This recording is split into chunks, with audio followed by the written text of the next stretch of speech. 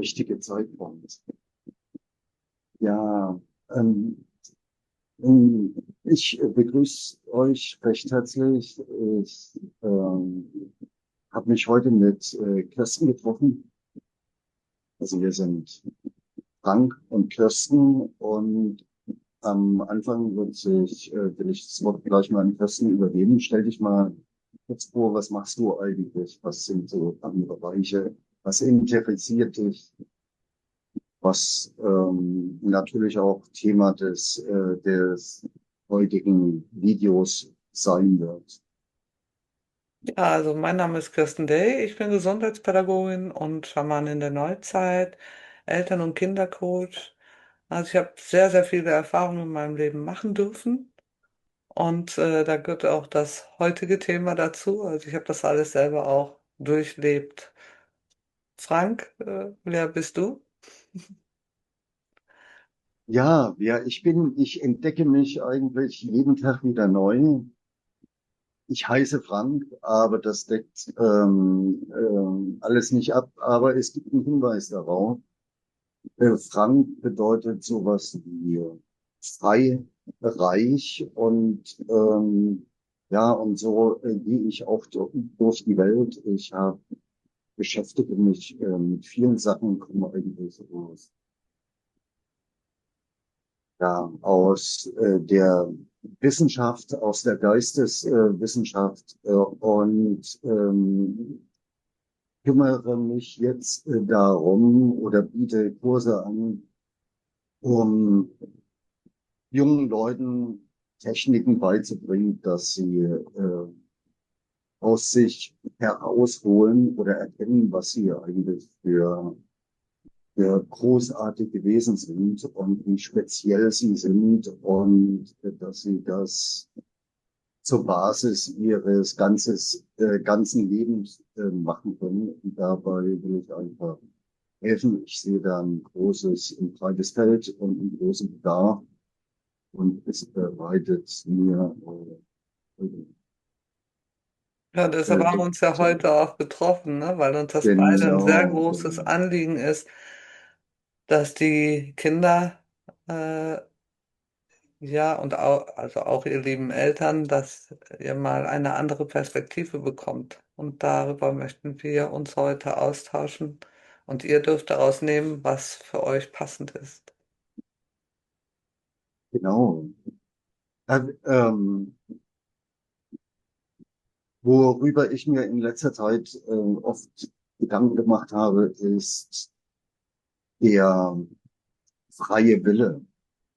Also irgendwie scheint ja, wenn ich so in mein Leben schaue, also eine Rückschau mache, dann scheint ja irgendwie alles so gekommen zu sein, wie es kommen musste. Auch egal, ob das nun Höhepunkte oder Tiefpunkte waren. Aber genau diese Erfahrungen, die haben mich zu der Erkenntnis auch geführt, dass ich da bin, wo ich sein soll. So, jetzt natürlich die Frage, was ist denn dann eigentlich mit dem freien Willen? Was ist der freie Wille? Also das allgemeine Verständnis von freiem Willen ist ja, dass man irgendwie selbst Entscheidungen trifft und daran wie das auswählt. Ja, also sie geht von einem selbst, der freie Wille geht von einem selbst aus und es betrifft Entscheidungen, die man für sich trifft. Äh, Aber das kann es ja nicht sein. Also entweder ist der Lebensweg in einer gewissen Weise festgelegt, oder man hat einen freien Willen und kann sich selbst dafür oder dagegen entscheiden. Also es scheint ein Paradoxon. Ja. Zumindest was bisher wir irgendwie darunter verstehen. Wie siehst du denn das, Kirsten? Wie kannst du diesen Knoten auflösen, diesen Also Widerhall? für mich ist der freie Wille ist ein Naturgesetz. Und ja, früher, als ich jung war, habe ich das halt auch nicht so erkannt durch die Prägung. Ja, mein Vater war sehr, sehr streng und ja auch mein erster Mann und ich konnte mich ja nicht selber so leben. Ich habe also mehr funktioniert, bis ich dann irgendwann erkannt habe, Moment mal, warum nehme ich viel mehr wahr? Was ist das? Warum? Und habe dann auch gemerkt, ich bin hochsensibel. Und dann wurde ich neugierig und diese Neugierde, die hält also tatsächlich bis heute an und durfte dann den freien Willen auch entwickeln lernen, also erkennen vor allen Dingen. Das hat ja mit Respekt und Akzeptanz zu tun. Also wenn jemand, auch bei mir ist es, mein Partner ist zum Beispiel krank und wenn er meine Hilfe nicht möchte oder auch draußen, wenn man sieht oft jemanden, der hatte vielleicht einen Schlaganfall und dann will man ihm aus Freundlichkeit die Tür aufhalten und er sagt dann, nein, ich möchte das selber machen, das dann auch zu respektieren und ihm nicht irgendwas aufzwingen zu möchten, weil man selber denkt, oh, das ist doch das Beste für ihn. Nein, die Person weiß selber, was das Beste für sie ist und das ist halt die Erfahrung, die der Mensch machen sollte in seinem Leben, die er machen darf, um daraus Erkenntnisse zu bekommen und daran zu wachsen. Weil der Weg ist halt nicht immer äh, so. Wir müssen auch, das hilft uns dann auch Entscheidungen treffen zu können. Also wenn das gut gefestigt ist. Und dann kommen wir schon zum Mut, nicht? Frank, wie siehst du das mit dem Mut? Mit dem Mut. Ja, das ist ja, ich würde erst noch mal gerne etwas vielleicht zu dem freien Willen sagen. Mhm. Also es hat ja, wie ich vorher sagte, hat man nun geht man seinen Weg und irgendwie scheint das ja auch alles stimmig in sich. Man ist dort, wo man hinkommt und hat dann auch in der Rückerinnerung dann immer wieder so, erinnert man sich an andere Schlüsselerlebnisse, die einen in Hier und Jetzt, in der Gegenwart, irgendwie neue Erkenntnisse bringen und dich auch weiterbringen, ne, auf diesen Weg. Und das hat natürlich jeder.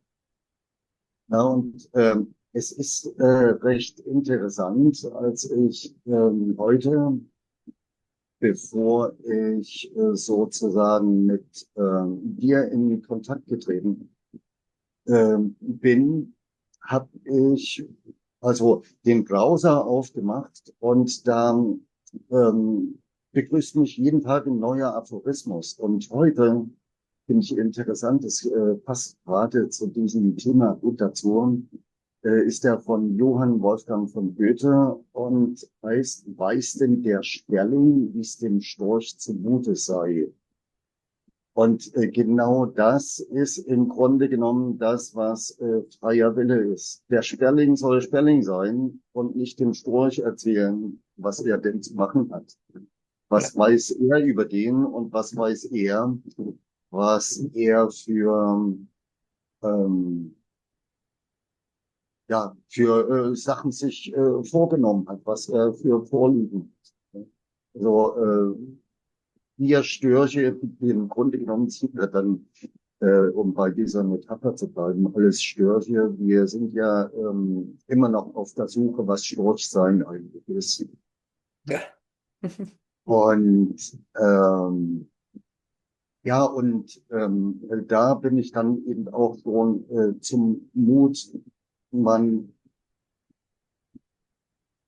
braucht Mut, alles in Frage zu stellen, was man im Grunde genommen gelernt hat, weil es ist irgendwie alles im Fluss und auch so selbst ich, wo ich denke, dass ich da so einige Wahrheiten herausgefunden habe, aber die sind immer nur stimmig in dem Moment und haben die Aufgabe, dich vorwärts zu bringen. Insofern muss man mutig sein, auch ähm, das immer wieder in Frage zu stellen. Also Alexander von Humboldt, weil ich jetzt gerade bei Aphorismen bin, der kommt mir jetzt gerade so in den Kopf, der sagte mal, kühner als das Unbekannte zu erforschen, kann es sein, das Bekannte in Frage zu stellen.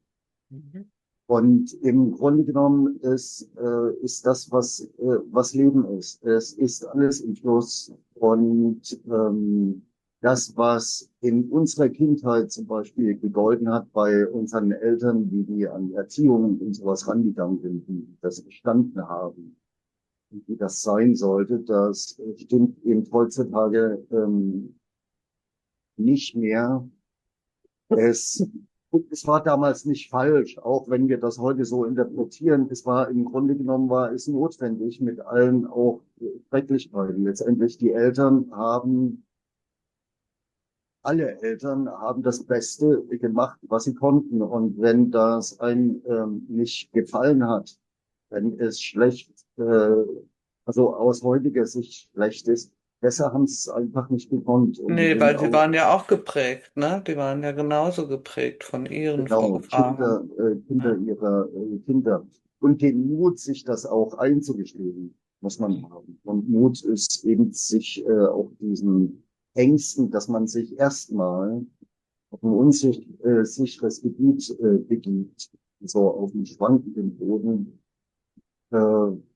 dass man aber, wie das beim Fahrradfahren eben ist, ne? Also man lässt plötzlich los, lässt die Schutzräder weg und dann fährt man und dann ist man wackelig, man fällt auch auf die Nase. Jetzt denkt man nicht mehr drüber nach. Man sucht sogar diese Schwankungen beim Fahrradfahren und spielt damit. Und Mhm. das kann eigentlich nur die Lebenssicherheit so sein. Und da gehört was dazu, was ich sehr wichtig finde, und zwar zu sich zu früh, sich voll anzuerkennen. Aber es bedarf etwas. Ja, Vielleicht kannst du da genau, also ich finde irgendwas dazu beitragen, was ist denn die notwendige Voraussetzung? ja, ich finde es also ganz, ganz wichtig für die Kinder, ähm, auch dieses Vertrauen, also dass sie sich selber vertrauen können. Also bei mir war es Gott sei Dank so, dass ich trotz allem immer noch das Vertrauen wenigstens etwas in mich hatte, so dass ich dann als Erwachsene mich erinnert habe und die Erkenntnis kam, oh, das kann ich abändern und habe dann Entscheidungen getroffen und die Erfahrung, aber auch die Feststellung, dass Erfahrungen nie negativ sind, sondern positiv. Und die haben mich zu der Person gemacht, die ich heute bin und dafür bin ich dankbar. Und dass man es gehört natürlich Mut dazu, auch Mut auch als Eltern, ja, erstmal ein Kind in die Welt zu bringen, was ja auch Herausforderung ist, vor allem heutzutage. Äh, und dann auch, viele Eltern entwickeln eine Angst, mache ich alles richtig? Ist das gut so, wie ich das mache? Ist das dies oder das? Ich kenne das auch. Meine Kinder, gut, die hatten das Glück, ich hatte einen Bauernhof, die sind auf dem Bauernhof groß geworden, die sind Natur groß geworden, haben von mir alles gelernt, was sie brauchen. Aber trotzdem kam bei mir auch die Frage hoch, als die Kinder erwachsen waren, na, habe ich alles so richtig gemacht? Und dann bekam ich, dadurch, dass ich auch sehr viel mit meinen Kindern kommuniziere, also ihr seht auch hier schon ganzheitliche Kommunikation, also auf allen Ebenen. Dadurch ist die Bindung sehr eng zu meinen Kindern und das ist sehr wertvoll. Und der Mut ist einfach, ich bin gut so wie ich bin. Denn niemand ist perfekt. Ja, und man kann nie die perfekte Mutter oder der perfekte Vater sein oder das perfekte Kind. Darum geht's auch gar nicht. Es geht darum, dass man Erfahrungen macht und die auch durchlebt. Und da gehört dieser Mut zu. Und dann sich die Ängste anzuschauen, da gehört auch Mut zu. Zu sagen, okay, ich erkenne, da ist eine Angst, diesen Schritt zu machen oder Verlustangst, was auch immer, Versagungsangst. Und diese Angst einfach da sein zu lassen und zu sagen, okay, ich sehe, ich habe da Versagungsangst, da hinzuschauen, einfach mal still zu werden, was will diese Angst mir sagen oder brauche ich die überhaupt noch, mal zu hinterfragen Und dann, wenn ich es nicht mehr brauche, kann ich neu wählen. Ja, dann wähle ich die Freude. Oder ich wähle das, was Angst ursprünglich ist. Ich wähle die Liebe, die allumfassende Liebe. Weil Angst ist etwas, was wir uns selbst kreieren. Und der Ursprung von Angst ist Liebe. Ja?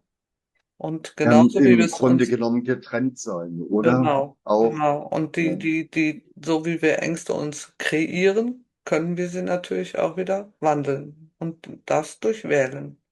Wir können jeden Tag neu wählen. Und so ist es auch wichtig, jetzt sind wir wieder bei Mut und freiem Willen, dass die Kinder auch,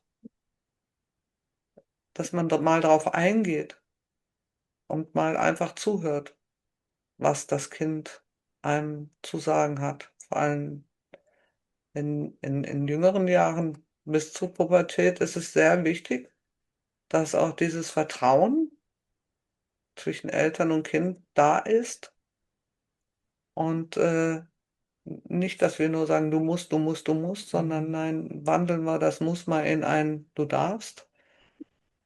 Und dann wird es nicht mehr so zum Zwang. Wir kennen das doch alle, ne? Du musst, was machst du? Machst genau das Gegenteil, oder?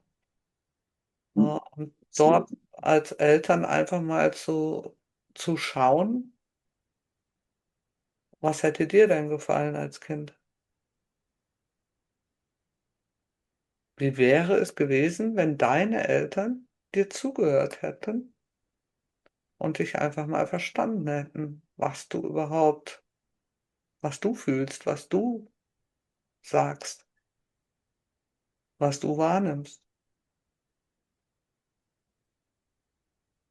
Ja, vor allen Dingen, Entschuldigung, vor allen Dingen ist es ja auch ja wichtig, dass man, also wenn du jetzt von den Eltern sprichst, die Eltern den Raum im Grunde genommen frei halten, den geschützten Raum, damit das Kind sich selbst entdecken kann.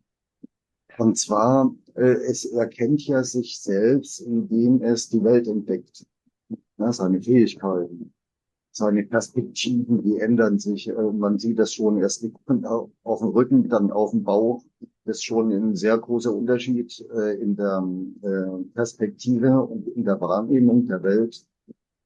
Dann krabbelt man und dann läuft man schwankend und dann wächst man auch weiter. Und sprachwissenschaftlich kommt Welt auch hat das was mit Alter und mit der Perspektive zu tun. Also jeder hat seine Welt. Wir sprechen zwar immer von der Welt, aber die existiert nicht. Ja, die hat Mhm. jeder und meine Welt gestern, die war eine ganz andere, als sie heute ist. Ja. Ja, sie ändert sich im Grunde genommen in jedem Moment. Und wir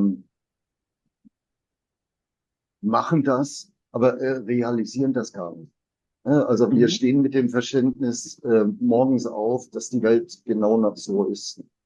Aber dabei ist das ja gar nicht so. Und um dir aber Sicherheit zu schaffen, große Sicherheit, also dass du ohne Geländer durch deine Welt gehen kannst, durch deinen Weltentraum, ist es ja im Grunde genommen, Mhm. heißt es, dass du weiter nie stoppst, an dir zu arbeiten, dich zu erkennen. Ja, das ist eigentlich die Arbeit an sich selbst, sich immer weiter zu erkennen und seine Fähigkeiten. Und wenn man sich das bewusst macht und das dann auch lebt, und so habe ich das erfahren, weil ich habe erst sozusagen im Fehlstart hingelegt, indem ich was gelebt habe, was andere von mir wollten. Und damit kam dann auch Krankheit, Ja. irgendwo so eine negative Weltsicht und auch Exzesse und sowas als Jugendlicher. Und erst als ich dann Bruch erfahren habe, und der war nicht durch eine gewisse Intention. Es hat mich einfach dahin geführt. Es hat mich dahin geführt, dass ich die Stadt gewechselt habe. Mhm. den Wohnort, dass ich was vollkommen anderes mache, weil ich die alten Bindungen irgendwie mich nicht mehr gehindert haben. Das habe ich irgendwie nicht so, ich habe zwar bewusst gelebt in diesem Moment, aber ich habe die Entscheidung irgendwie, das ist mir so zugeflogen. Ne? Deswegen komme ich auch zu dieser Sicht auf das Leben, dass irgendwie alles dir passiert, im Grunde genommen festgelegt ist, zu der Frage, was dann eben freier Wille ist. Und ich weiß, wie es ist, mit Leidenschaft zu leben, wenn man sich seiner Fähigkeiten bewusst ist. Mhm. Das kannst du als Kind eben nur, indem dir der freie Raum geschaffen wird und nicht gesagt wird, du machst jetzt das und das, sondern dass du das schon selber weißt. Ich meine, es ist ein ganzes Universum entstanden, ohne dass jemand reinregiert hat. Ja, da sind Planetensysteme, Galaxien entstanden. Es ist die Erde entstanden. Die hat genau den richtigen Kontext, wo Leben entstehen kann. Ja, die Erde, die ist voller Pflanzen. Wir sind entstanden. Und warum sollte das dann irgendwann aufhören? Ja, Ich das ist meine, ja auch genau, das ist ja auch, das, wenn man mal bedenkt, die Kinder, wir werden ja eigentlich alle viel zu früh geboren. Ja, man hört ja oft Menschen sagen, die sagen, boah, die Tiere können direkt laufen, wir nicht. Aber das kommt dadurch, dass der Mensch noch gar nicht voll entwickelt ist, wenn er geboren wird. Ja? Und dadurch, haben eine ganz andere Aufgabe. ja, Ne? Also genau. wir sind ja Ja, eine Weiterentwicklung. genau. Und dann ist es so, dass ähm, aber wie wichtig es ist für so Babys auch, dass sie fühlen. Sie ertasten ja alles oder nehmen alles in den Mund, ne? Aber das ist für die Mhm. ja das Lernen. Das ist ja dieses, ne? Und alles berühren, alles zu tasten. Und sie haben ja nicht die Möglichkeit, jetzt so zu sprechen. Und auch später, die sind neugierig, die wollen erforschen, die wollen wissen. Natürlich schützt man als Eltern ein Kind, aber dass man sagt, du, das ist heiß, aber sag nicht einfach nur, das ist heiß, weil das Kind weiß nicht, was heiß ist. Ja, also Mhm. Mhm. nimm die Hand und halt es in die Nähe von der Hitze, so dass es Mhm. selber spürt. Oh, heiß, dann zieht es automatisch zurück. Ja, meine Kinder haben sich nie die Finger verbrannt. Wir hatten einen Kaminofen. Ja, Ja. so, das sind so Dinge. Oder, pass auf, eine Treppe oder eine Tischkante. Ja, Mhm. nee, anstatt zu schreien, das Kind erschreckt sich, bam, passiert's. Wir kennen das doch mit dem schönen Kleid, das ziehst an, darfst du nicht bekleckern und was passiert? Genau dann passiert's, ja. Sondern halt einfach die Hand über die Tischecke. Ja, und dann kannst du zeigen, du, hier, das tut weh, so und so, dann kannst du es erklären, je nachdem, wie alt es ist. Aber das, die Hand auf die Tischecke zu tun. Ne? Oder Treppe, bring dem Kind einfach zeigen, Krabbel rückwärts die Treppe runter und mach es mit dem Kind.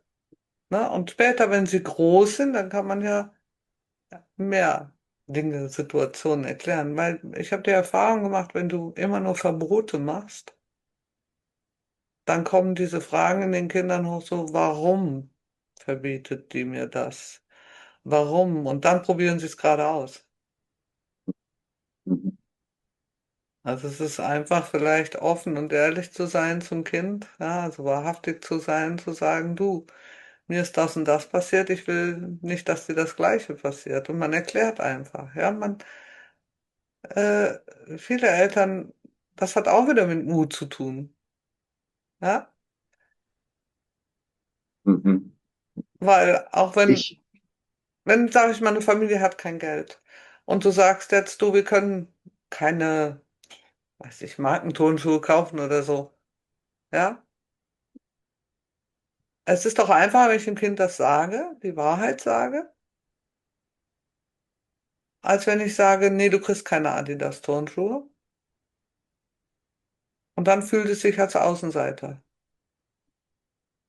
Wenn ich es aber erkläre, warum, wieso, weshalb, dann hat es die Möglichkeit, sich sein eigenes Bild zu machen. Da ist wieder der freie Wille.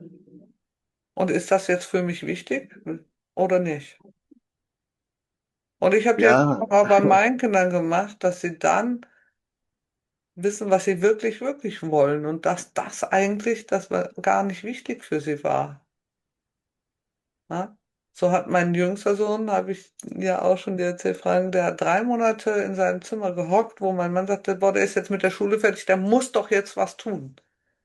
Ich sage, ja, ja, der tut was, aber lass ihn mal in Ruhe.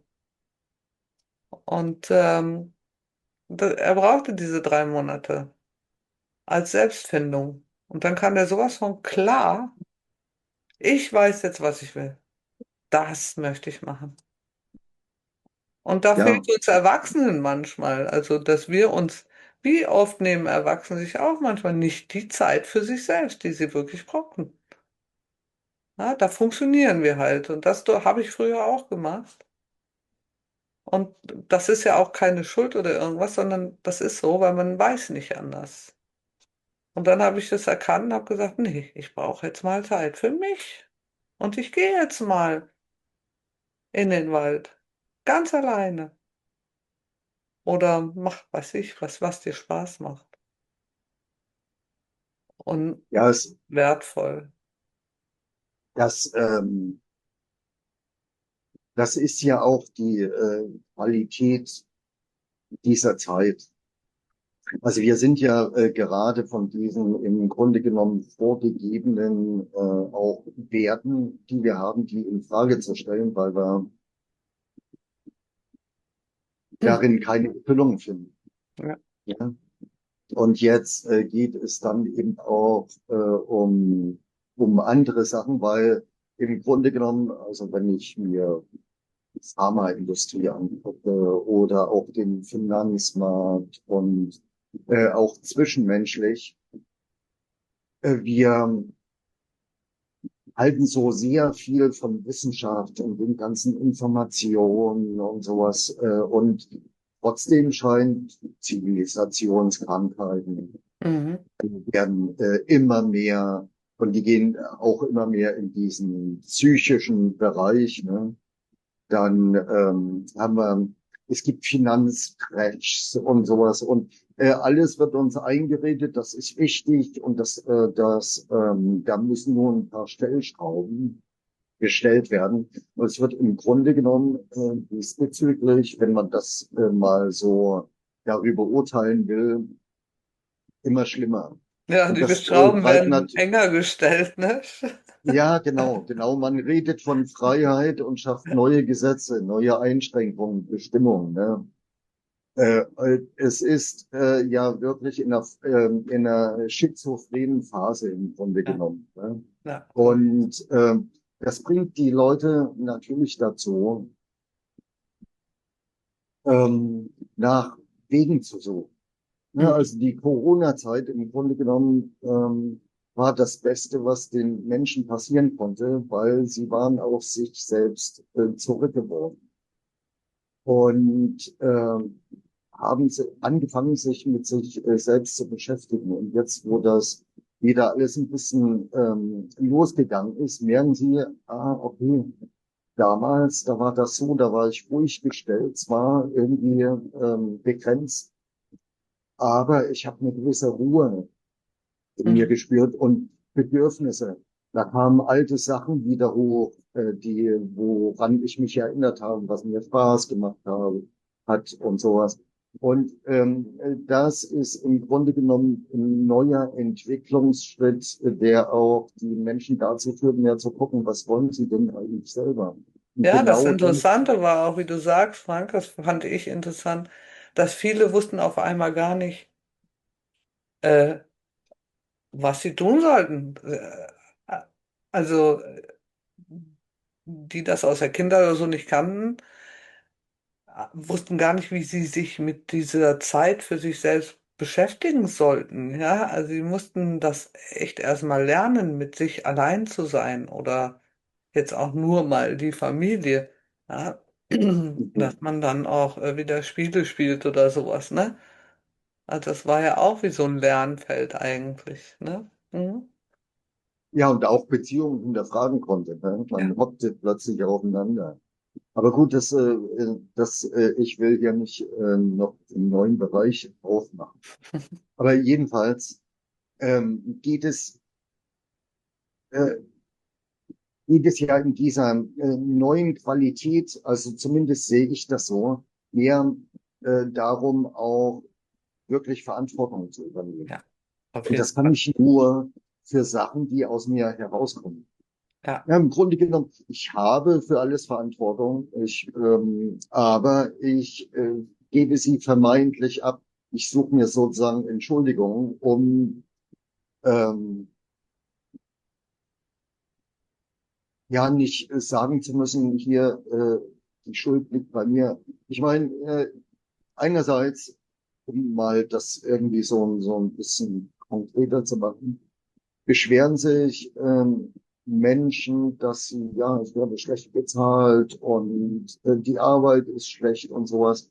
Aber letztendlich haben sie den Arbeitsvertrag unterschrieben. Ich will da nicht sagen, dass das gut sein muss auf dieser Arbeit, aber sie haben ein Ja gesagt. Wir haben nicht mehr gesagt Nein.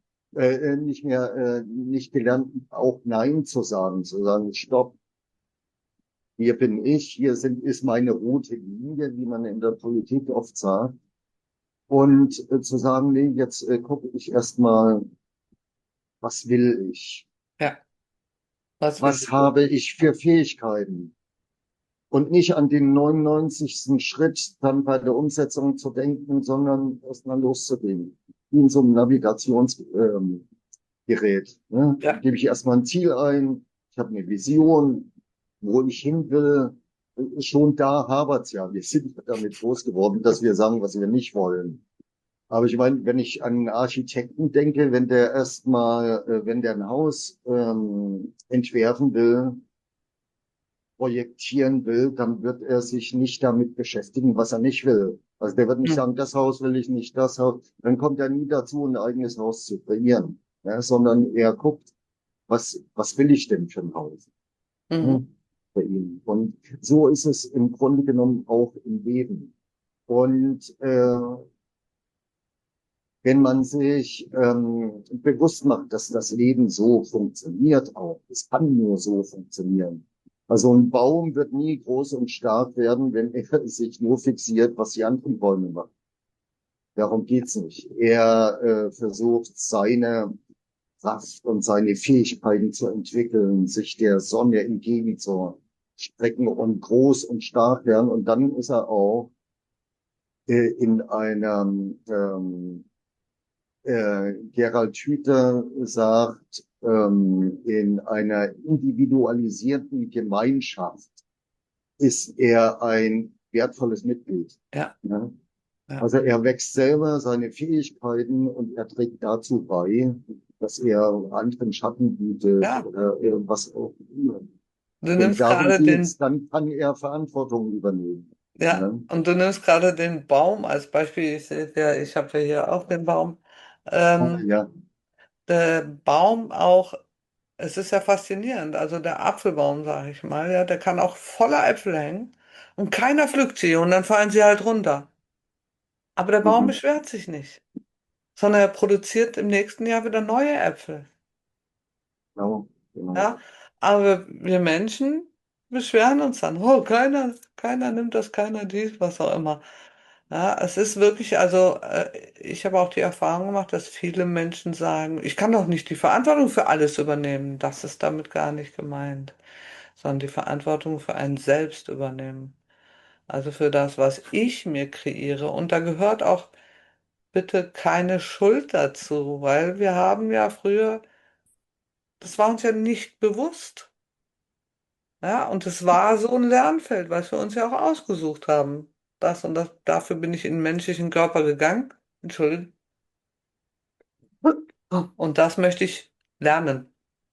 Und dafür musste ich die Erfahrung machen. Und das hat nichts mit Schuld zu tun. Ja, also gebt euch bitte selber keine Schuld dafür, weil ihr wusstet nicht anders. Doch wenn man Absolut es nicht. weiß, dann kann man es ändern.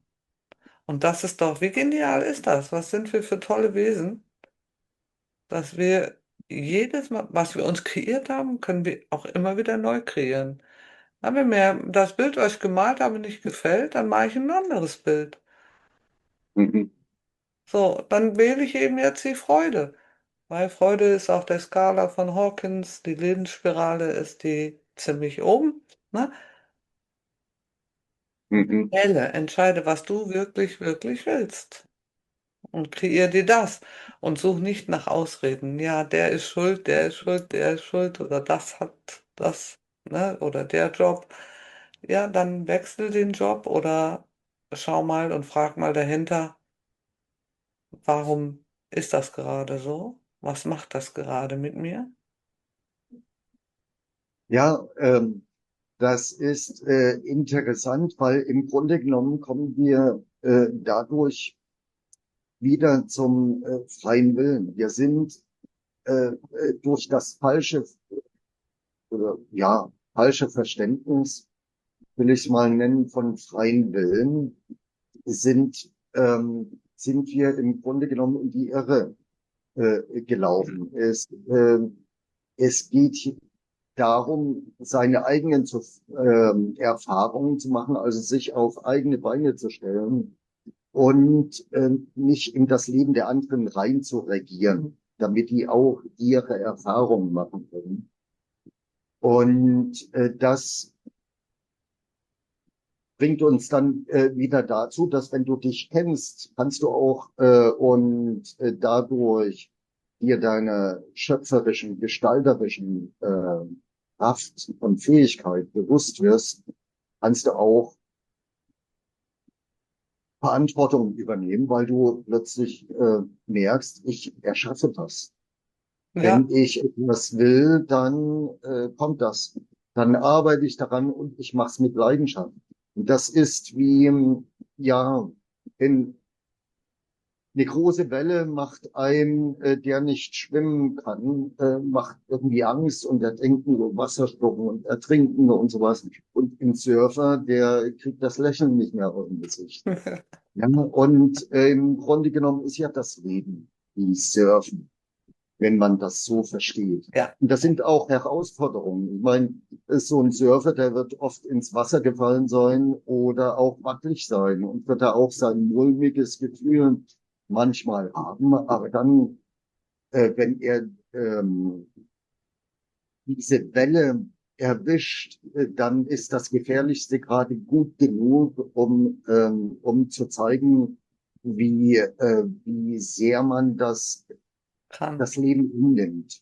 Ja, Ich finde es auch, dann hört man, auch- also ich weiß nicht, ob das bei dir, ob du es auch so siehst, also bei mir, dann hört auch dieses Bewerten oder Beurteilen auf. Ja? ja, absolut, absolut. Das ist im Grunde genommen, du hattest vorhin das schöne Beispiel mit dem schönsten Kleid anziehen und dann darfst du es nicht schmutzig machen.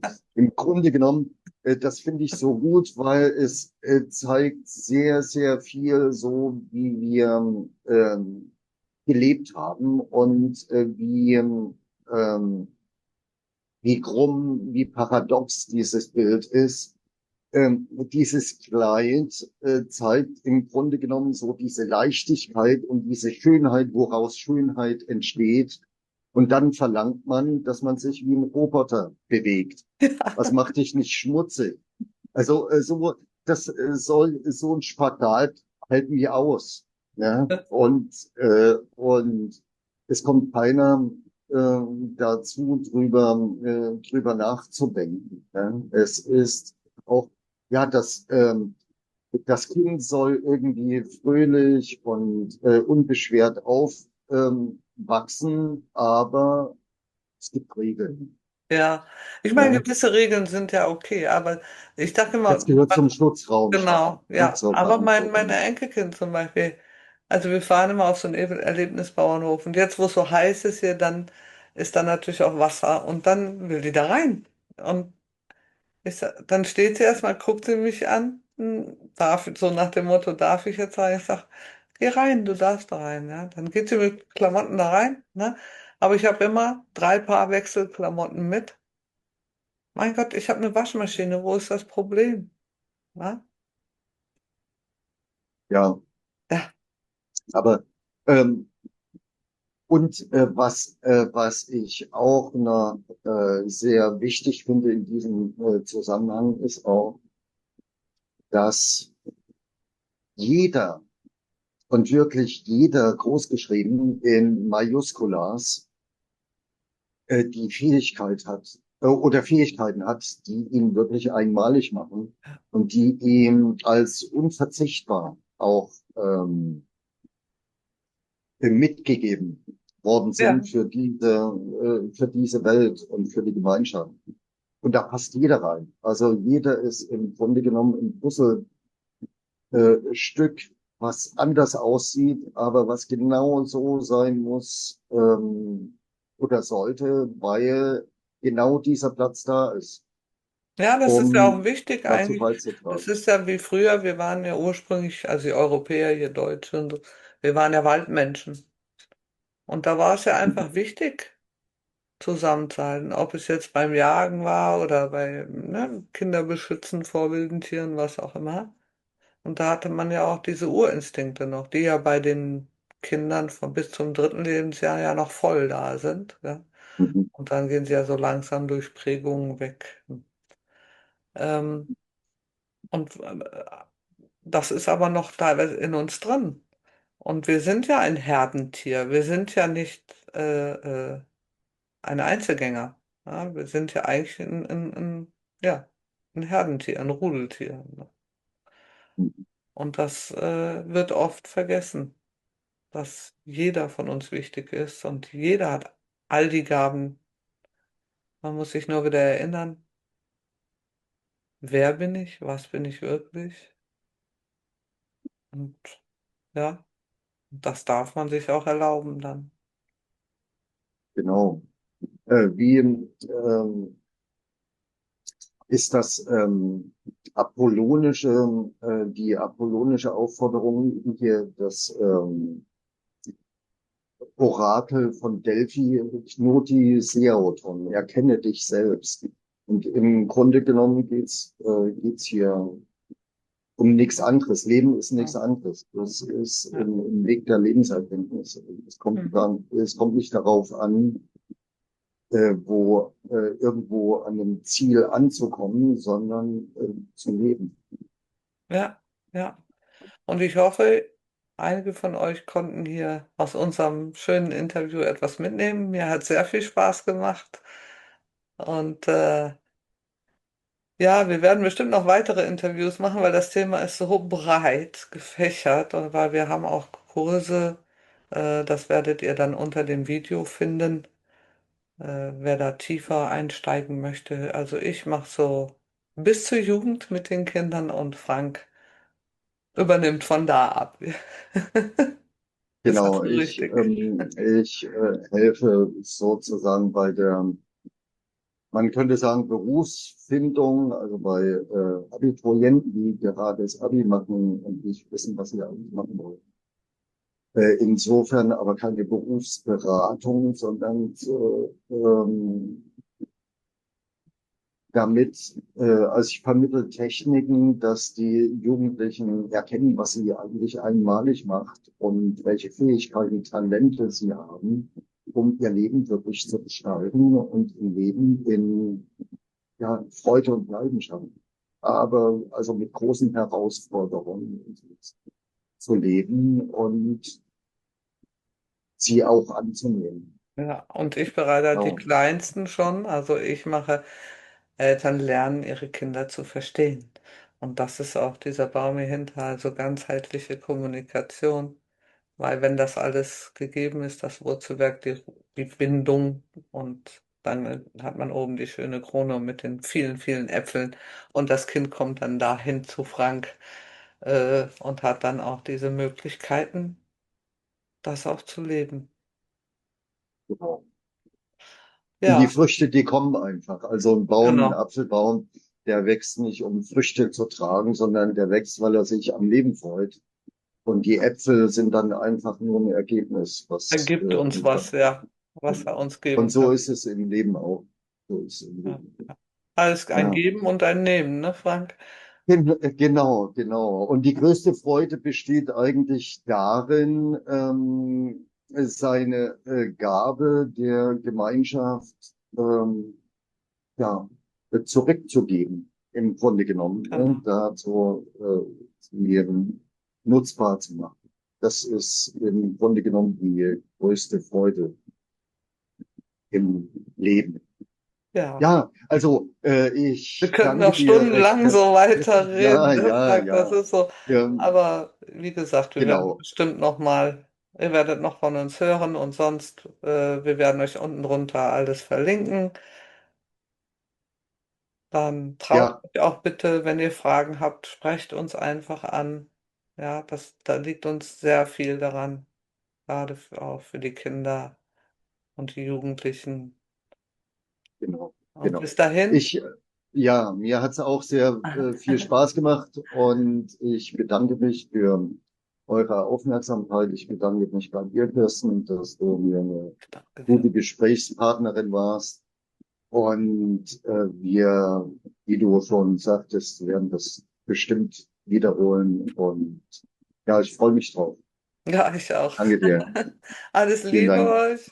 Alles Liebe. Ciao. Bis dahin. Ciao, Bis ciao. dahin. Ciao, ciao.